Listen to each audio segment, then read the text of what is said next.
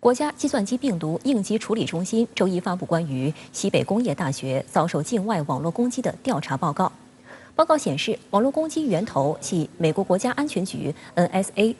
调查发现，其下属机构 TAO 多年来不仅对中国各重点企业和机构实施了上万次的恶意网络攻击，而且还长期对中国的手机用户进行无差别的语音监听。这个简称 TAO 的特定入侵行动办公室与美国军方有何见不得人的关系？来看报道。周一的外交部例行记者会上，发言人毛宁表示，美方行径严重危害中国国家安全和公民个人信息安全，中方强烈谴责，要求美方作出解释，并立即停止不法行为。西北工业大学遭受美国国家安全局网络攻击的案例，再次表明维护国家网络安全的极端重要性。作为黑客攻击的主要受害国，中方坚决反对任何形式的网络攻击。今年4月，西北工业大学报警称，该校发现遭到网络攻击的痕迹。6月22号，西北工业大学发布公开声明证实，该校遭受的网络攻击源头来自境外。值得注意的是，中方此次对美方的网络攻击调查得到欧洲、南亚部分国家合作伙伴的通力支持。国家计算机病毒应急处理中心和360公司联合组成技术团队，初步判明相关攻击活动源自美国国家安全局特定入侵行动办公室，简称 TAO。 其使用了40多种不同的专属网络攻击武器，仅后门工具狡诈一端饭就有14款不同版本，持续对西北工业大学开展攻击窃密，窃取该校关键网络设备配置、网管数据、运维数据等核心技术数据。西北工业大学是目前我国从事航空、航天、航海工程教育和科学研究领域的重点大学，拥有大量国家顶级科研团队和高端人才，承担国家多个重点科研项目，地位十分特殊，网络安全十分关键。根据国家计算机病毒应急处理中心周二发布的调查报告，近年来 TAO 针对中国各行业龙头企业、政府、大学、医疗、科研等机构实施了上万次的恶意网络攻击，控制了数以万计的网络设备，窃取了超过140GB 的高价值数据。调查还发现 TAO 长期对中国的手机用户进行无差别的语音监听，非法窃取手机用户的短信内容，并对其进行无线定位。而美国多家大型互联网企业也将掌握的中国大量通信网络设备的管理权限提供给美国情报机构，为其持续侵入中国网络大开方便之门。未来我们整个国家都在搞数字化，我们很多重要的这种业务都是由数据来驱动。那你想，数据一旦被偷窃或一旦被破坏，肯定会带来严重的风险。技术团队分析发现，为了掩盖入侵痕迹， TAO 进行了较长时间的准备工作。以针对西北工业大学的网络攻击为例，就先后使用了54台跳板机和代理服务器，主要分布在日本、韩国、瑞典、波兰、乌克兰等17个国家，其中70%位于中国周边国家。值得注意的是， TAO 使用的跳板机之中，没有一台的 IP 属于五眼联盟国家。是使用这种虚拟身份或者是代理人的身份，在对方不知情的情况下接管第三方用户的这种服务器资源，那么来实施网络攻击，那么实现这种借刀杀人的效果。尽管 TAO 采取了多种掩人耳目的技术手段，但一一被中国的技术团队识破。证据证实，有13人在美国境内参与对西北工业大学的网络攻击，还有为构建网络攻击环境而与美国电信运营商签订的合同60余份，电子文件170余份。据悉，此次网络攻击行动的负责人是罗伯特·乔伊斯，此人于1967年出生，1989年进入美国国家安全局工作，曾担任过 TAO 副主任、主任，现担任美国国家安全局网络安全主管。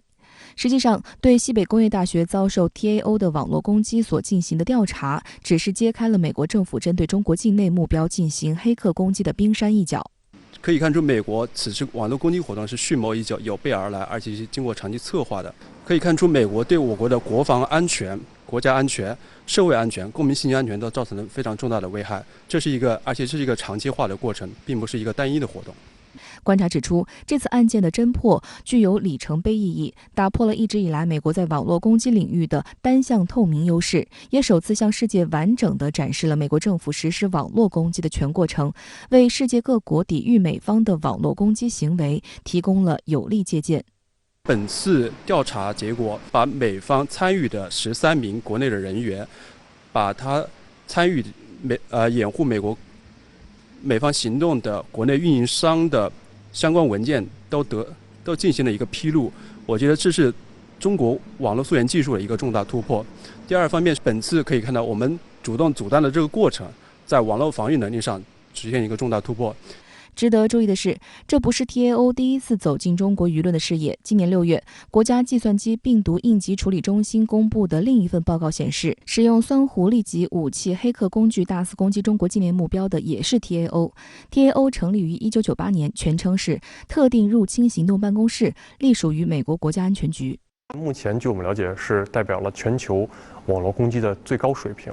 那么他们所掌握的大量的攻击武器，相当于有了互联网当中的万能钥匙一样，它可以任意的去进出它想要的目标设备，从而去进行比如情报的窃取，或者说进行破坏等动作。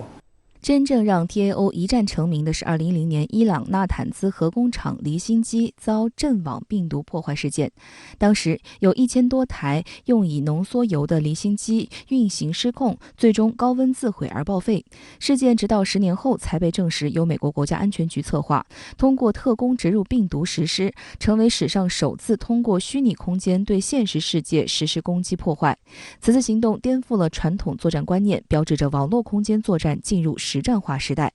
值得注意的是 ，TAO 的上级部门美国国家安全局是美国国防部的下设机构，也是全世界规模最大的间谍机关。鲜为人知的是，美国国家安全局局长与美国网络司令部部长是同一人。2017年，时任总统特朗普将这一机构升级为1级司令部，与美国陆海空天4大军种平起平坐。美国网络司令部司令兼国家安全局局长保罗·中曾根今年4月在向国会作证时证实，自去年秋季以来，美国网络司令部就一直作为美军应对俄乌危机的重要力量，派出了一支名为“前出狩猎”的团队，并对俄罗斯发起进攻性行动。相关话题来连线特约评论员吴健。吴先生您好。中方指控美国国安局对西工大发动网攻，该机构之前已因斯诺登事件臭名昭著。那么这次网攻窃密又反映了什么问题呢？从公开的细节看，西工大遭美淘小组攻击的模式，和持续已经半年的俄乌冲突很有些相似，而后者呢，被公认为人类首次大规模黑客战争。根据国际网安态势机构6月13号的统计，迄今被识别出来的参战黑客组织已有76个，其中呢就包括淘小组。当然，他还得到了美国陆军网络司令部网攻小队绰号狩猎者的配合，他们对俄政府网站及关键基础设施都进行了破坏性的擦除式攻击。从攻击的手法看，美国无论官方还是民间都讲究高低搭配，混合运用口令暴力破解、漏洞利用、数据库 SQL 注入等手段。就像这次西工大遭袭，我们从公开的报道里可以发现，黑客的典型手法是利用社会工程、网络扫描等手段，找到目标网站的潜在漏洞、脆弱端口或者服务，再综合运用 SQL 注入、跨站攻击等技术，实现内网渗透，企图获得内控权限，从而对网站资源配置进行占有、窃取高价值数据文件。这种手段在俄乌冲突里早已司空见惯。需要警惕的是，正因为俄乌冲突，网攻武器大量的外泄，非国家级的黑客组织或者个人实施网攻的门槛进一步降低，而这些人呢，动机不一，攻击无底线，行为不可控，因此提升我们国家级综合网安能力就刻不容缓了。从西工大事件看，我认为未来我们国家势必会加快现代城市和重要机构的基础网络安防，同时会依托互联网大厂组织具有相当实力的网络民兵，形成针对大规模网攻的预警、训练、监测体制。在这里呢，我更要指出的是，今后保卫国家网安是不可能离开人工智能协作的。原因很简单，依靠现有的人员软硬件，不可能预测到每一次的攻击。网络威胁的体量和范围太大了，人类必须引入人工智能，才能辅助网安分析决策，快速响应。简单来说，反击网攻的经典过程是隔离问题，改变攻击路径，摧毁攻击源。而关键呢，是防御方每一个阶段都要先敌一步，这只有人工智能能做到，靠技术与先进算法的加成，才能让自主性的程序自己执行更多的功能，以比人更快的速度来改变网络配置，帮助人类程序员捍卫网络免受入侵。我想，这恐怕是西工大事件给予我们的主要启示吧。美国安局对华情报工作中，这个神秘的 TAO 小组究竟扮演了什么角色？他们的刺探手段是什么样的呢？从奥巴马到拜登，陶小组在美情报系统的地位红得发紫。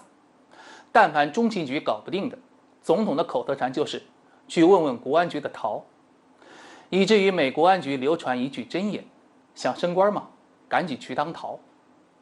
像小布什总统时期的美国安局信号情报处主任特里萨·什纳，这个女博士54岁就占了这个肥缺，很大原因是她在陶组长任上窃取了伊朗的核秘密。陶小组诞生于1977年，25年来，他们入侵了包括中国在内的100多个国家的计算机和无线通信系统。他们每天的任务就是偷和黑网络目标，通过黑入别国的网络系统，破解密码，穿透防火墙，弄到硬盘资料，记录系统间的信息数据往来。具体到对中国的威胁，美国安局早在冷战期间就环绕我们布置了日本、韩国和东南亚的信号监听站，如今呢又安插了陶成员进驻，行话叫迷你陶。而夏威夷瓦胡岛的美国安局信号处理中心是陶小组窃取对印太，特别是对中国网络信号情报的总机关。一个匿名的对象在18年曾接受采访，他说，如果通过计算机传递信息的目标一旦确定，陶黑客就会用小组专家自制的软件侵入，将硬盘的东西下载，然后在其操作系统内植入监视用病毒，也就是昵称的臭虫，这样陶小组就能持续监视进出该电脑的数据流了。我还跟大家解释一下，别看陶小组的黑客横行无忌，但他们离开了一帮计算机软硬件的工程师就玩不转了。后者来自陶团队里的无线通信网络组，因为英文缩写是 TNT， 所以大家也叫它炸弹组。如果没有炸弹组的支持，黑客很难秘密入侵别国的电脑。当然，陶小组不可能一切都通过线上来获取情报，他们在必要时会直接指挥中情局特工承担线下任务，也就是将窃听装置植入海外的网络，以便陶黑客能在基地进行远程操控。这恰恰是当年斯诺登所披露的美国安局上游计划的相关内容。主持人。